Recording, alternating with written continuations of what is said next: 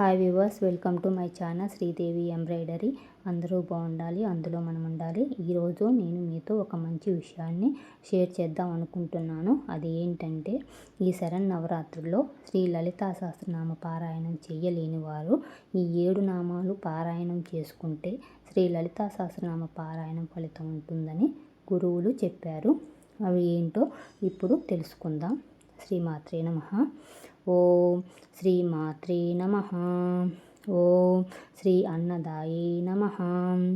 ఓం శ్రీ వసుదాయే నమః. ఓం శ్రీ సచామర రమావాణి సవ్య దక్షిణ సేవితాయే నమః. ఓం శ్రీ కటాక్ష కింకరీభూత కమలా కోటి సేవితాయే నమః. ఓం శ్రీ శివశక్త్యైక్య రూపిణ్యే నమః. ఓం శ్రీ లలితాంబికాయే నమః. ఈ 7 నామాలు నమ్మకంతో, భక్తి శ్రద్ధలతో ఈ శరన్నవరాత్రుల్లో పారాయణం చేసుకుంటే మీకు మంచి ఫలితం ఉంటుంది. ఆ అమ్మవారి కృప మీ మీద ఎల్లప్పుడూ ఉండాలని మనస్ఫూర్తిగా కోరుకుంటూ, ఈ విషయం మీకు నచ్చితే నా ఛానల్ని లైక్ చేయండి, షేర్ చేయండి, సబ్స్క్రైబ్ చేయండి.